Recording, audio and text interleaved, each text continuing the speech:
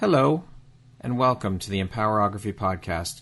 This is a platform created for women's voices to be heard and a place to share their stories, journeys, and successes with the world for the purpose of helping other women who might be on similar journeys. We are empowering women one episode at a time. I'm your host, Brad Walsh, so kick back, grab one of your favorite beverages, and enjoy the stories.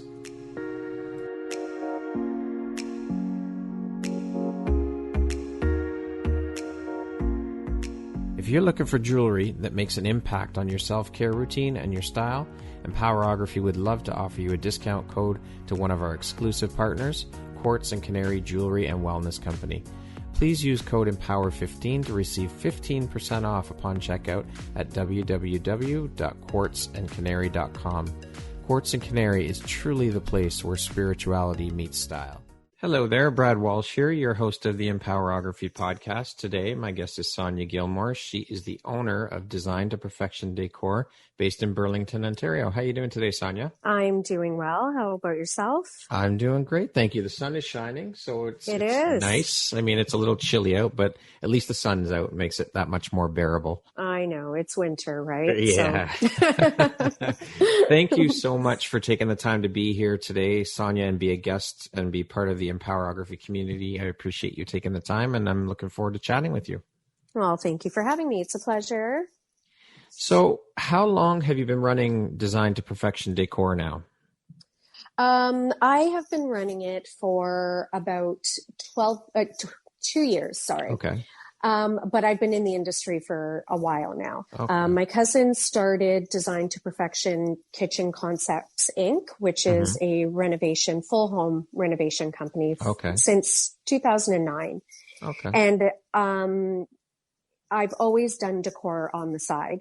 So when he opened up his showroom, he asked me to decorate it. And from there, it started to evolve. Clients started to ask for my services, my input.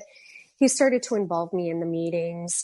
And then slowly, because other renovation companies started to request my services, staging, interior decorating, I felt it was time to also branch out on my own business. So I still work with them quite a bit. Yeah.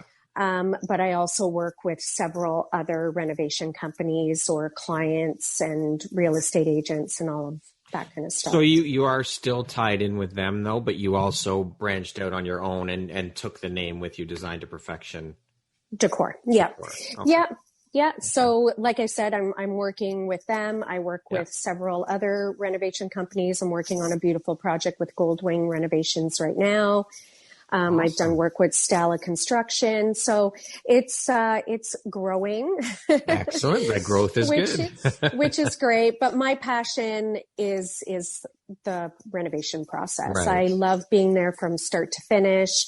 You know, the boys, whichever company I'm working with, they always laugh. They kind of, call me the mediator between the couples, and I'm there to put some water on some of the fires that get burning with these couples. But I'm there to make the process a lot easier as well. So excellent. Yeah.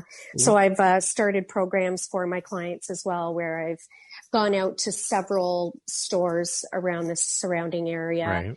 To incorporate a discount for them. Oh, so very nice. in the long run, they're actually getting my services for free. Wow. Which is great, because especially when a family or a single person or a couple are spending so much money on a renovation, it helps when the renovation looks complete, which means you're not putting old furniture into a new space because you've run out of money, because, the budget is a budget, but it always goes up a bit, right? There's always surprises. So, you got to leave a cushion there, right? Uh-huh. Yes, you do. So you've gone out and forged these relationships with these suppliers and stores as part of your business and as part of your offering to your clients. Absolutely. Yes. And with the companies that I tend to deal with are all start to finish renovation companies, which means that their sub-trades actually work directly with them. Oh, okay. So you're not having to subcontract out. Right. As I always say, a team is a team. Yeah. Right. Clients are more than welcome. You know, if they have an uncle or a friend that's an electrician, we most definitely work with other people. Right. But ultimately, there's a lot less stress in a renovation when everything is strategically booked through our team. Yeah. So timelines, I'm the one who, all of that stuff, right? I mean, all of that kind of stuff. Yeah. Cause you don't know, right? What absolutely. And we book it accordingly. So, and we're the ones that communicate with the clients. And then I'm there to do the legwork, which means picking out their light fixtures, helping them with their hardware, countertops, paint colors. And it makes the decision a lot less stressful, especially when you're spending so much money. Yeah. Clients then start to hesitate.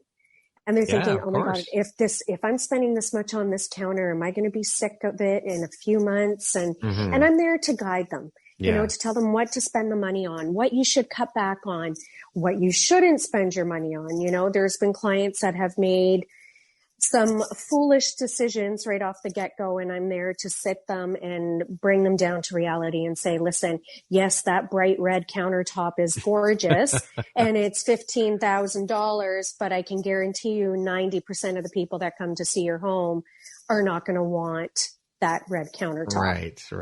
Right. So you have to do what you love for you. But as I always tell my clients, you always have to remember resale.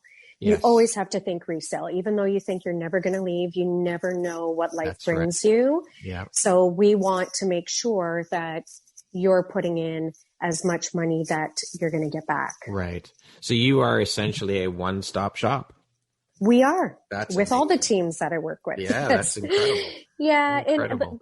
And it just goes so much smoother. Yeah. You know, we're the ones that are communicating behind the scenes, like I said, and, you know, we're just making sure everything's organized. There's nothing worse than having a project that's falling apart because A, the team is not working as a team, or B, there's just certain schedules that aren't organized accordingly where things are starting to fall apart. And then there's this time that you're waiting for another person to come in and finish up. Right. How did you come up with the name for the business? Was that all tied in and created through Design to Perfection kitchen concepts, or how did the name come about for you, for your business? It was, we sat down as a team and, you know, even my cousin, he's always been the type of person to say, you know, I don't want you feeling that you just have to invest in us. You know, this is your career as well. And we're super close and we've always been super supportive of one another. And that's when we sat down and thought, you know what, let's make this an umbrella of a company, a subdivision of a company, but yet I have my own validation and my own projects that I'm working on as well. Amazing. Right. And for sure. So at least that way it's, you know, people know that if they don't, you know, I have clients that have approached me and want to hire me, but they already have their own renovation companies or they have their own family member or a friend doing the work. I never wanted someone to feel that the only way they could work with me was to book it through Design to Perfection. Right. Makes sense. So how did you get into interior design and decor to begin with? Like what brought you into that world? Well, I was a hairstylist for 23 years. Okay. So always being super artistic. I've always had the knack for decor. So whether my friends were buying homes or redoing their spaces or even clients, funny enough, I even had clients that I was doing their hair and I was actually helping them redecorate a room. So I've always been that type. Yeah. And I've always been that type where even my husband laughs at me where I'll be sitting there and I'll think, oh my God, you know, that picture from HomeSense would go really well with those chairs at Pier 1. And he would just sit there and think, how do you even remember the colors? Or it's just, I guess, because of being a hairstylist and I was a color technician as well. Right. So playing with the color palette for so long, I've always had that knack for it. So, it kind of fell into my lap, obviously full force when my cousin did open up his company. And at the time we had just moved back into town and I stopped doing hair full time. So it was kind of my push Yeah. to actually go into it full force. And honestly, I've never been happier. It's who I am. My husband sometimes is not that happy because I come home and I'm like, that powder room has looked like that for, a year. And I worked on this project and Doug, I just saw this wallpaper and, and or we have a mirror on our kitchen island and I'm just restaining it because I'm bored of the way it looks. And, yeah. It's always nice making everybody else's homes beautiful. And then you come home and you're thinking, wow, that room has looked the same for a few years. I'm getting bored. I think it's time for a change. I know, right? It's time for Sonya's touch. But it just kind of slowly evolved. Okay. So it's something that I've always kind of done. Yeah. But obviously making it my own business is just something that took time. Yeah, for sure. Now, where do you pull your inspiration from when you're designing a project? It honestly depends on the clients, their sense of style, their home, the surrounding areas you want the home to flow. Right. So if they're the type that are into those modern homes and very open spaces and very sleek furniture, obviously I need to go with that theme and I feed off of that. It's always a meeting as well. I sit down with the clients, I shop online, I bring mood boards, where I show them what the ideas that I'm thinking of. Yeah. And it slowly progresses from there. Okay. But my inspiration is basically what I'm having to work with. It also depends on the structure of the home and all of that kind of stuff, right? Lots of factors, yeah. Yeah. So when you're working on a project with your cousin's company, how does that whole process start? I mean, do they find the projects and bring you in, or do you find some and bring them in, or is it a bit of both, or how does it work? It's a bit of both. Okay. And with the other renovation companies as well. Yeah. They'll either contact me and say, Sonya, I really need you on board with this project. This is what I'm doing. I will normally with any project and whoever I'm working with, there's usually several meetings that take place even before the people have agreed to take you on. Okay. So normally we would have either, if there's a showroom, a meeting at the showroom or a meeting at the house, then we kind of go back, start to lay out the project. Then we have a second meeting to show them just what we think the project should look like. And it's kind of 360, just as you see on Property Brothers and all those interior, decorating shows and renovation shows. And then from there, it starts to progress. Right. So whether or not, so then from there, that's when although we're still working together, we're starting to separate our jobs a little bit. Right. Yeah. So that's when I'm doing the legwork and running out with the clients, helping them pick out tiles, backsplash, countertops, hardware, color of cabinetry, paint colors. And then from there, I'm going to the job sites, meeting with the couples again, and then the shopping. So it's a long progression. Yeah, for sure.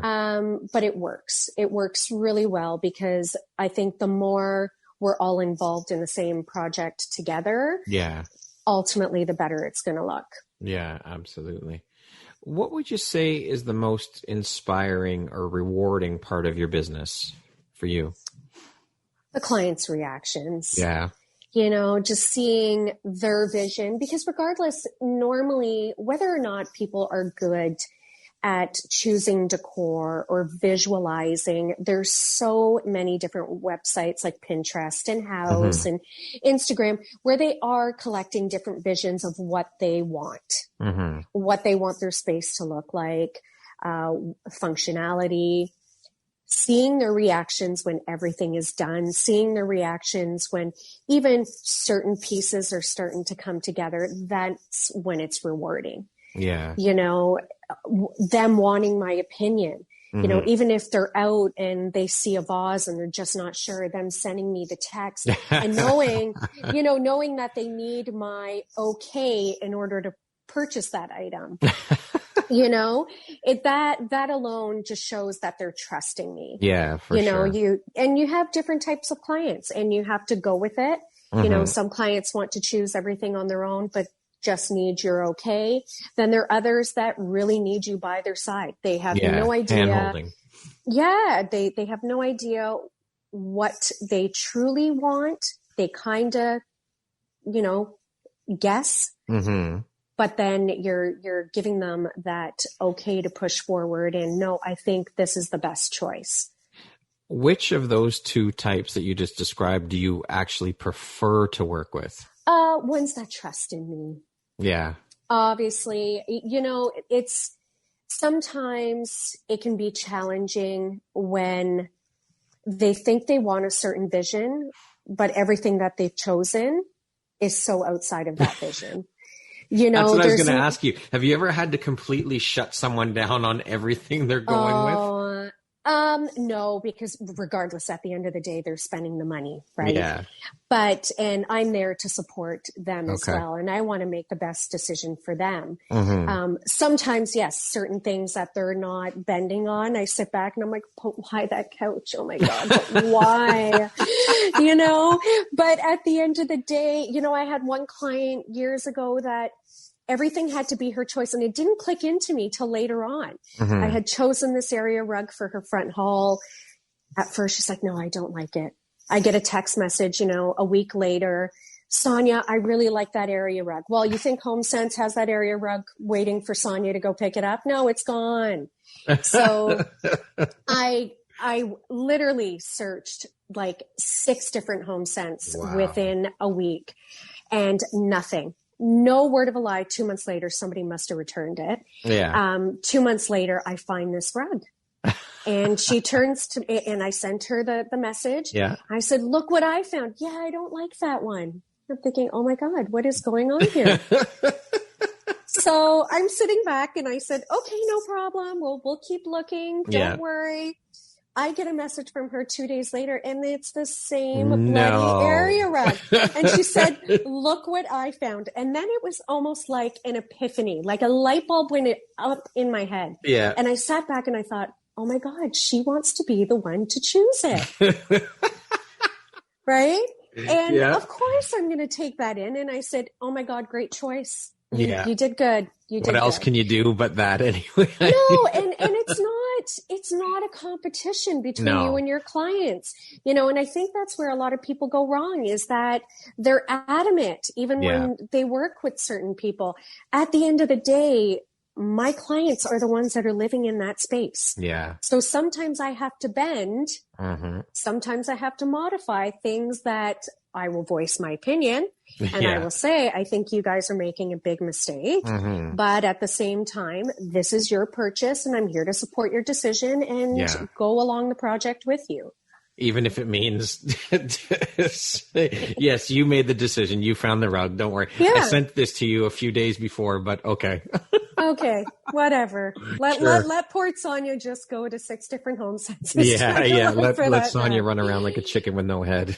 Yes, but you know what? Like I said, it's overwhelming, right? The 3 major stresses of life is getting married, renovating a home, and moving. And sometimes people are doing both.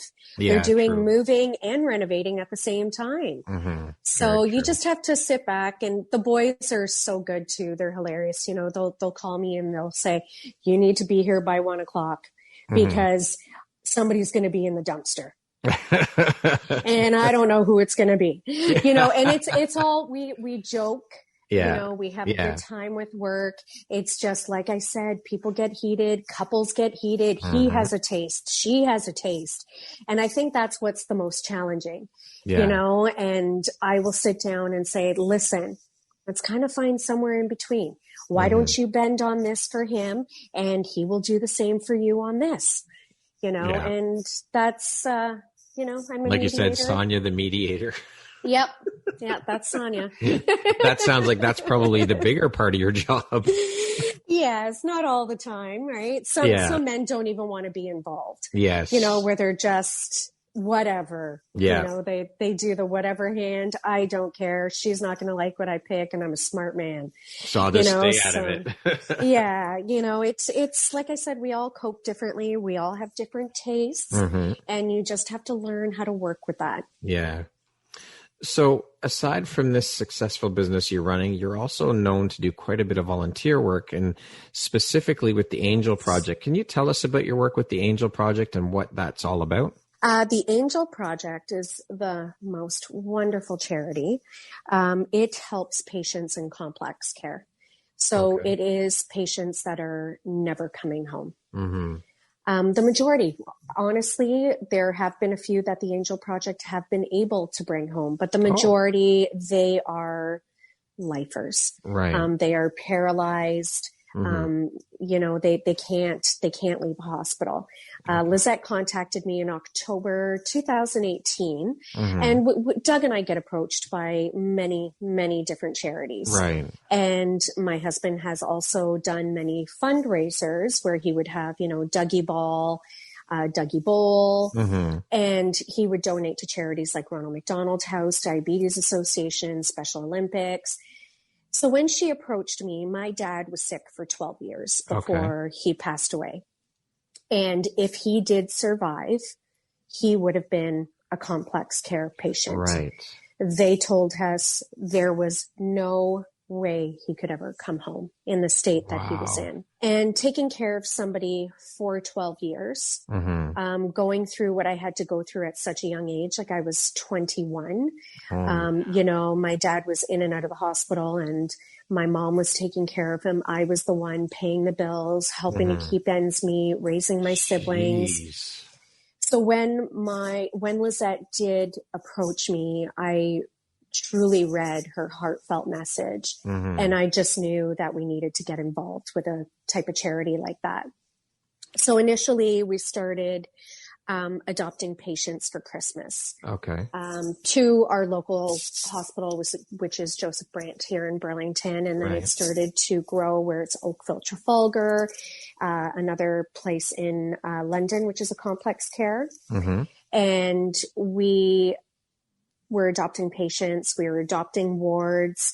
And then from there, we started delivering the gifts. And because I had hair as a background, we had gone to visit this beautiful, beautiful patient, Laura, who was just a gem and was a huge fan of my husband's. And after we left, it was just so hard seeing such a young girl in the hospital, in the state, where a lot of these patients, she had a great family, but a lot of these patients don't have any visitors.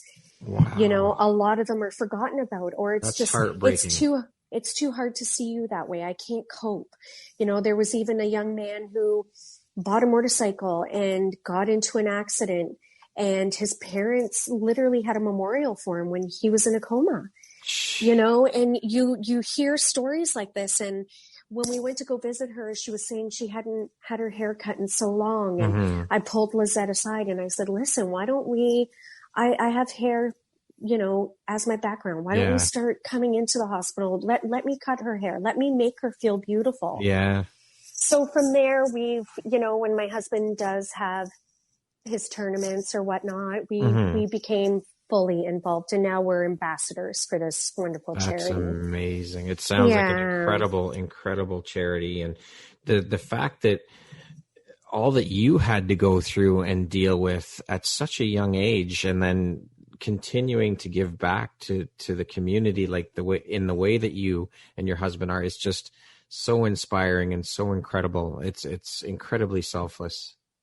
It's honestly, I don't know why it's shocking, but it is. Like, you go into these hospitals and you see these patients and their lives have changed forever. Some of them have not smelt fresh air in years. Some of them have not been outside, and you walk in there and our, you know, yearly Christmas pizza party, and they're smiling and they appreciate the socks that's all they wanted for Christmas was socks. Like those little necessities aren't provided. And that's what people forget. Yeah. Toothbrushes, toothpaste, like the basic necessities that these people, these patients need. And Lizette, the owner of the charity, the CEO, is sick herself with a rare disease. Oh my God. So you sit back and you see someone who's getting treatments on a weekly basis, who is in and out of the hospital herself. Yeah. You sit there and see her daily struggles and how she puts them aside just to make sure, because as she says, no one should feel alone. And that's the problem, is that a lot of them do. A lot of them do. Life gets busy. We get busy within our own lives, and there's family members that we don't see as much as we should that aren't even in a hospital because you get so busy. Very true. But then there's these patients that are, a lot of them. My husband took a picture with one, and he sat there and he looked at my husband and he goes, I haven't had a picture taken of me in 30 years. Wow. And you sit there and it's those little things that we take for granted that we just don't realize is something that means so much to somebody like that. It's eye-opening, I'm sure. It really is. It really is. And there's nothing better than knowing, even if it's that one day that you're making them happy, you're making somebody else happy. Yeah, to know you've had an impact on someone's life in that way, in such a good way, in a positive way, there's no feeling like it in the world. Absolutely. Sonya, what do you think your unique skill set or superpower is that's helped you become successful? My vision. Your vision? Yeah, whether it was doing hair or, doing what I do now, it's my vision. I can actually envision what something's going to look like. I can envision things that are going to make that complete or what looks good together. I think that's what's made me successful at what I am. Even if there's other visions that come to the table, whether it's a client or somebody that I'm working with, I can kind of foresee how it's going to look, where a lot of people don't have that vision, right? They sit back and yes, they might see a picture of it, but just even buying that first piece of item, whether it's, I'm redoing a bedroom and it's the bedroom decor that I'm first picking out, because then I want to feed everything else off of that. Right. It's obviously what's made me good at what I do is how to envision that space or the decor or the colors, or obviously that comes in handy. Yeah. Yeah. To date, what would you say is your biggest high or your greatest win? To be honest, my family, my daughter. Yeah. Like there's, my husband will be the first one to say there's nothing about winning that's rewarding unless you have people to celebrate it with. Very true. Very wise word. Right. Yes. So you could win the lottery, but if you have no one to enjoy that with, or I don't think anything really feels like a win. I think the people that are around you, the people that help you celebrate those monumental moments or those wins, that's when, or a team, or, just anyone. I think that's what really is considered a win, is your blessings in life and the people around you and the memories that you're making. That's winning. Yeah, I love that. That's beautiful. What makes you feel inspired or like your best self? Just trying to be as good of a person as I can be. With whatever is thrown your way, with whatever, especially because of who I'm with, I'm an easy target. There are people that attack me. There are people that, feel that they need to feel validation by doing so. I think sitting back and concentrating just on myself and being proud of myself and being proud of who I am and not reacting to that, that's what makes me a better person. Love that. Who would you say have been 3 of the most influential people in your life? My mom, for one. She has surpassed so much. Yeah. With my father being sick. She had to juggle it all. My dad was the type, he was so in love with my mom and she had to be by his side 24/7, you know, and thank God they had that. Yeah. But at the same time, it also made it difficult for her to try to be at home because he was suffering so much, because his stays in the hospitals were so lengthy. Mm-hmm. Seeing the strength and her not giving up on him and her being his nurse, but yet still being the most incredible, selfless woman. Mm-hmm. She is, I honestly say to everyone, she's an angel on earth. But like also having to be a mom as well as caregiver and wife and all of that. Of course. And she is just the most admirable woman in this world for me. Like just everything about her. Like she is just the sweetest, the most genuine. You know, she's never had a fake bone in her body, but yet is sincere. You know, and just like I said, the way she loves, I love the way she loves. Yeah. I care the way she cares. You know, my husband being the next one, you know, he was told he was too small. He wouldn't succeed in his career. And he surpassed all that. He proved everybody wrong. He didn't let that stop him. Where other people, sadly, it does knock them down. Yeah, very true. You know, he knew when to give up. He knew when to retire. He knew, you know, but at the same time, he enjoyed every moment of it and everything that came with it. You know, he's an inspiration to many. Yes. But he's obviously inspirational to me, especially because I didn't watch hockey, right? So I look back and I see videos and I kind of look at him and I'm like, holy crap, that's you. Like, you were nuts. You were nuts on the ice. Like, did you have any friends? What's wrong with you?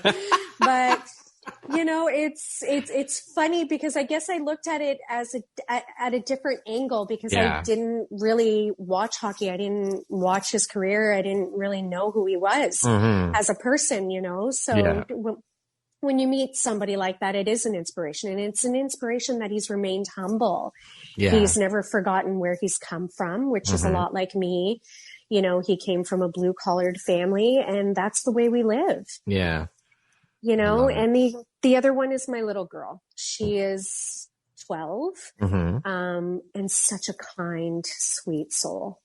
And she's inspirational. I look at her and she's got that drive. She would dance, honestly, 100 hours a week. Wow. She does acting, just even seeing her prepare. It was all her. I'm the one who kept holding off. You know, and she kept saying, Mom, I want to go into acting. I want to go into acting. And then you hear all these horror stories. And I was a professional singer myself way back when. And I know what comes with the industries, right? Yeah. And I kept holding off and kept holding off. And then finally one day I turned to my husband and I said, you know what? She's old enough. She's grounded. She knows what's right from wrong. I think she's ready.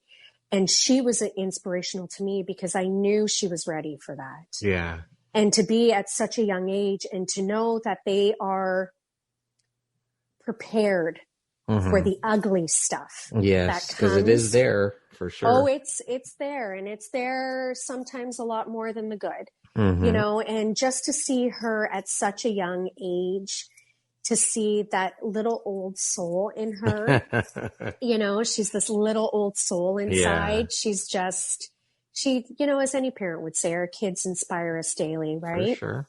Well, look who her role models were. You and Doug. I mean, she, you know, she has that. You two have kept her grounded and made her who she is. And yes, of course, she's her own person, but she's learned from two amazing people. You try your best as a parent, right? And that's all we can do. Kids don't come with books.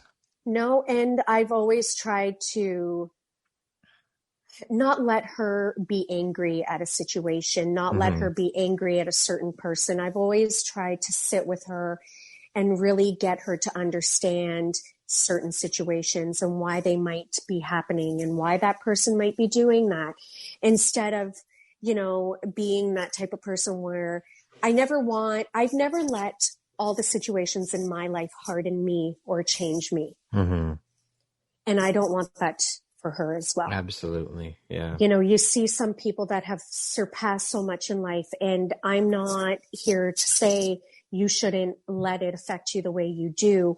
We all process it differently. I chose to not let it change me as a person. I chose not to let it harden me.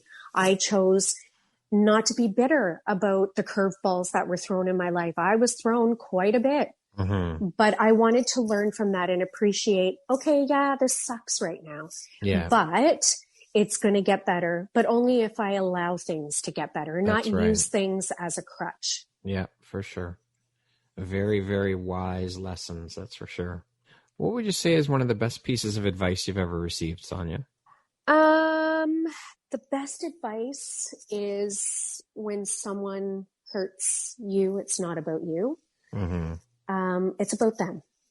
And sadly, when you are attacked, or sadly when somebody mistreats you, even if it's somebody flipping you the bird, you know, while they're driving because they're angry at themselves because you're not speeding to get out of their way. You know, it's really, if you sit back and look at it, it's really about them. What is going on in their lives for them to react that way? Good people, happy people don't enjoy hurting people. Yes, very true. So obviously there's an underlining something that is happening in order for them to feel validated in order to treat you that way. And until I started to appreciate that and realize that is when it flipped a page for me. Awesome. Not that it rolls off me easily. I'm human. There's days where I'm frustrated, where, you know, as we call them, keyboard warriors has made a mean comment about me or a mean comment about my husband. At the end of the day, I sit back and think, okay, why? Why did you choose to use those words? Why did you choose to attack me? Obviously, there's a reason. And until I understood that, it stopped eating away at me as a person and affecting my self-esteem. It's not easy to do. It's not, but I think we all have choices, right? Yes. Yep. No matter what, you could go and have the most plastic surgery in the world to what you think people are going to accept that you look perfect. And then there's going to be the ones that tell you that you looked plastic. Yes, for sure. If you don't do enough, you don't take care of yourself. If you do too much, you are, over the top, conceited, you know, and it's like, you have to make yourself happy. That's it. Because that's the bottom line. In the end, people are going to judge anyways. Yes, very true. Very true. How do you define success? What does that word mean to you? I think going back to what I said before, success is being able to celebrate those moments. That's what makes you successful. Success is knowing that there are other people doing the same thing, but knowing you are capable of doing the same thing. Okay. Without knocking them down, without being envious, without, you know, success is being proud of your type of work. Although others who might be in the same industry might not focus 100% on what they think the project would look or it being perfect in their sense. Right. Success is celebrating. It doesn't matter if you have 2 clients. It doesn't matter if you have 500. Success in your own terms is feeling that you did good. You did good for yourself. You did good for those people who are proud of you. Yeah. And success isn't based on money or belongings or materialistic items. We all are free to buy what we want, what brand name we want, but that doesn't validate success. That's right. Success is being proud of what you do on a daily basis. Love it. What would you say is one of the most important things you've learned in your life? And what was your life like before learning that? And what was your life like after learning it? I would think to appreciate life. Yeah. Life is so short. You know, I had an English teacher. He hardly taught English. He was hilarious. And we would sit in class and say, okay, somebody change the subject. Just ask them something about life. And then our whole English class was about that thing. Yeah. You know, and I'll never forget, it stuck with me. He always used to say, every moment of unhappiness is a moment lost of happiness. That's great. The things that might matter today, the things that you get frustrated about today, that guy, that prick who just cut you off, that girl who hit you with her shopping cart, is it really going to matter in a week's time? It's not. It's not. And that was the best advice, was to learn that those moments being wasted, they are wasted. There's no turning back time. We don't have a second chance at this life. Yeah. We don't get to redo things. Our choices, and when a choice is made, it's made. Yes, you can change the future. You can make different choices, but you can't go back and change what's happened. That's right. Time is the most precious and valuable commodity that we have. It is, for sure. If you were writing your autobiography, what would the title be? The Real Life of Sonya. Pretty simple, but good. I like it. It's, you know what it is? People who don't know me assume I've had an easy life. Right. Or have an easy life now. Just because my husband was successful in a career playing hockey, it doesn't mean we don't go through the same stuff that everybody else does. Right. Very true. It doesn't mean that we don't go through loss or pain or stress. Yeah. Like I said, I had a hard childhood. My dad was an alcoholic. Then he was the greatest man when he didn't drink. Yeah. Everybody wanted to be around him, but then he was a completely different person that nobody saw behind closed doors. I didn't have birthday parties. I couldn't have people over. And people don't realize that. And, being a typical Portuguese family, you're not supposed to talk about it. You're not supposed to disclose that information. That's right. Everything's fine and dandy. Yes, it's all about appearances, right? Yeah. And then it went from that to him being sick for 12 years. I never fully got to enjoy him. But when he did become sick, that is when I put everything aside and enjoyed those moments, because things change. Yeah. And then it was me raising a family at 21 and providing for my family and remortgaging my parents' house. And then I got married, and he was a wonderful guy, but we were together since we were young, and we got divorced, and then you're grieving in marriage. And, you go through, and my life is no better or worse than anybody else's. We all have our crosses to carry. But I think people would be shocked because they look on social media or they look on pictures and they think, oh, she's been handed everything. Yeah. Or, oh yeah, she's, just riding on his coattails, or, oh, she's with him for his money. And if people really realize just how hard I worked, how hard I continue to work, how hard I will work. It's not just my business. It's my husband's business. I'm hands-on with that. Yeah. Little do they know. They have no idea. Little do they know. Poor little Sonya. I honestly, most days I'm like a chicken with my head cut off because I'm trying, like I said, I'm so involved with his businesses and designing the swag for his line and, with his marketing team and, taking care of his social and, these things need to be put out on these days. And even just, contracts that he's had to come up with and bookings. And, I'm so involved in everything. Yeah.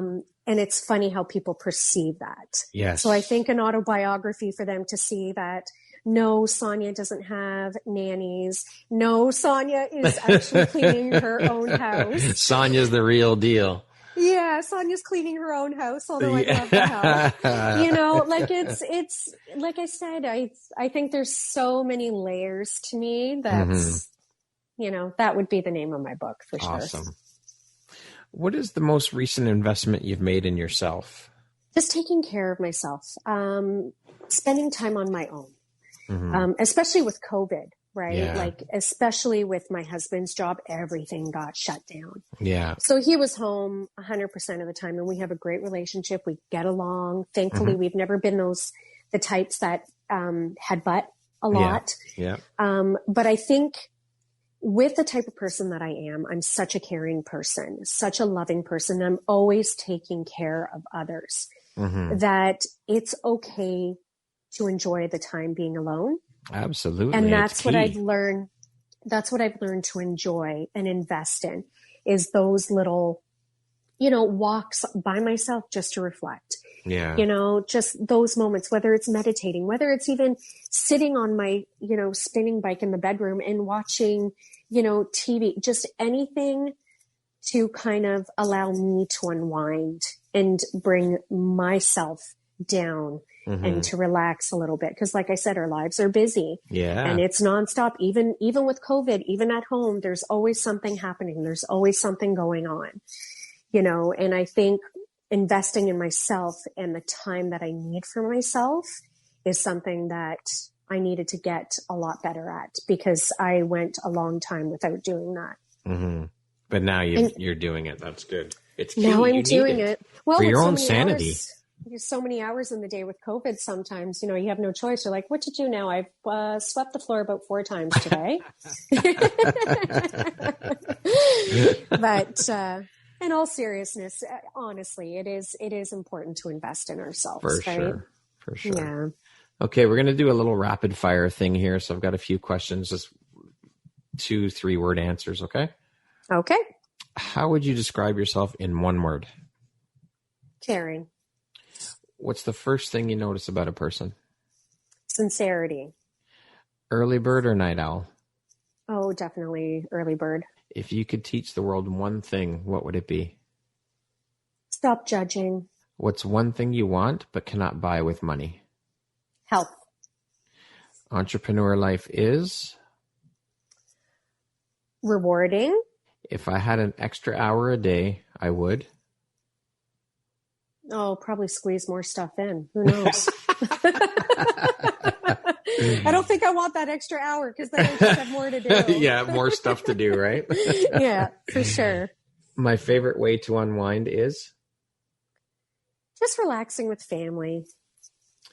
The last book or podcast I listened to or read was?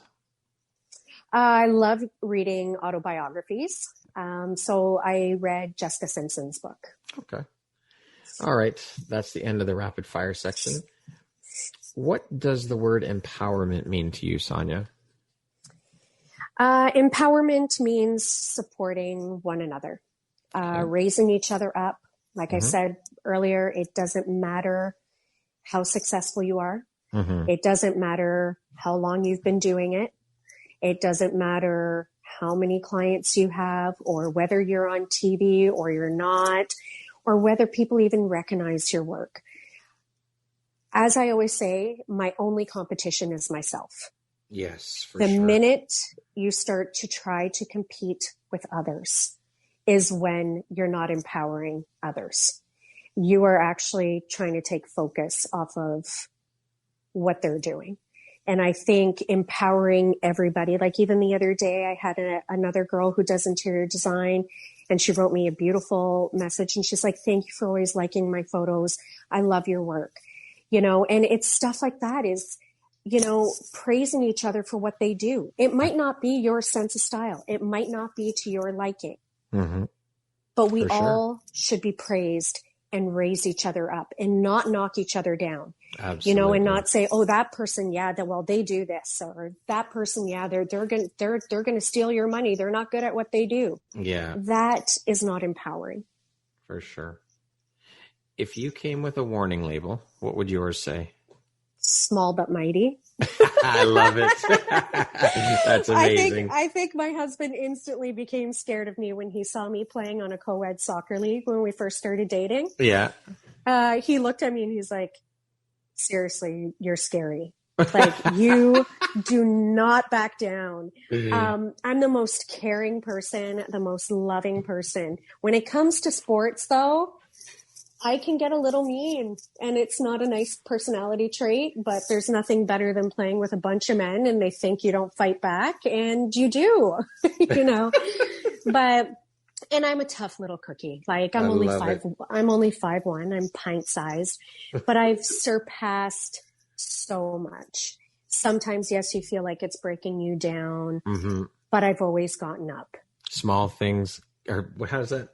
Small Good things come come in small packages. Yeah. There we go. Yeah. Or expensive things, but I'm not Yes, expensive. that too. If you had a theme song that played every time you walked into a room, what would that theme song be? It's My Life by Bon Jovi.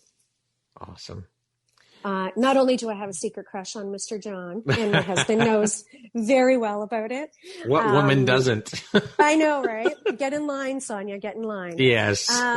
Just the words in the song. It's my life. Yeah. We're only here for a short time. I'm going to live it my way, and I think that song resonates the most with me. Okay. I love it. What is your personal motto? Be kind to everyone. Nothing pisses me off more than to see people treating others with lack of respect because of their jobs or because of what they feel they don't have. Nothing irritates me more. I don't care if you're cleaning my room in a hotel. I don't care if you're washing my feet. I don't care what you do for a living. Treat everybody equally. That's right. Everyone deserves the same treatment no matter what they do. 100%. Exactly. And nothing, like I said, my blood would boil when I see the lack of respect sometimes people have for people that they feel are underneath them because of either their occupation or the clothes they wear or where they live. Yeah. Like sure. that to me is most important. Okay. If you could go back and give your younger self one piece of advice, what would that piece of advice be? Don't take things to heart. Like I said earlier, when people hurt you in life, we all get hurt. When situations happen in life, directed from other people, don't take it to heart. And I let that happen when I was young, like we all do. Yes. Why is that person bullying me? Why does this person not want to speak to me? Why can't I sit at that table? And I wish I knew that as a younger self. I would have saved myself. But I think that's part of growing up as an adult, but I wish a lot of younger people would really start to learn that, because the pain and the heartache that we go, just even growing up as a kid and the transitions of life, to feel that you don't fit in or something is directed towards you. I wish I knew that advice when I was younger. Lastly, if you were to deliver your last 30-second speech to the world, what would that last 30 seconds sound like? Stop judging one another. We all have different beliefs. We all have different ideas in our head. You are not going to convince me that I'm wrong in what I believe. And vice versa. And to ridicule somebody for those beliefs, to judge them for what they believe in. And especially now with coronavirus, we're seeing a lot more of it. Oh, yes. I think it's separated a lot of people. And I'm not judging you for not wearing your mask. Do I think it's wrong? I have my own beliefs. Yeah. But I'm not ridiculing you. I'm not attacking you. I wish people would just stop judging each other. Stop judging each other, how we choose to live our lives, what we choose to do with our lives, who we choose to surround ourselves around, and who we choose to believe and want to be as a person. I think the world would be a lot better place if we really started to put all those judgments aside and just accept each other for who we are. I absolutely agree. 100%. Sonya, thank you so much for taking the time to be here today and share a bit about your story and your journey through your life and what you're doing. And I completely appreciate you, and I admire everything you're doing, all the work you're doing, and the adversity you've overcome, and how you've turned that around for yourself and what you've turned everything into. I think it's absolutely inspirational and incredible. So I just want you to know that I appreciate you, and I appreciate you taking the time to be here and share a bit about that with us today. Well, thank you. I am equally thankful. What you're doing is wonderful. And I think we need a lot more of it. And I think a lot of people need to support each other and to, like you say, empower one another. Thank you so much, Sonya. Once again, my name is Brad Welsh, host of your Empowerography podcast. Today, my guest has been Sonya Gilmour. She is the owner of Design to Perfection Decor, based out of Burlington, Ontario. Thank you so much, Sonya. I hope you have an amazing rest of the day. Same to you. Thank you.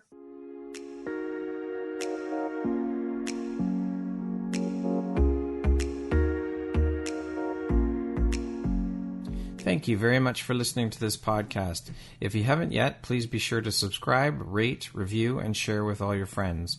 You can find me at visuphoria.ca and follow me on Instagram at Empowerography Podcast and on Facebook at Empowerography. Please join me next time for another inspirational story from yet another amazing woman.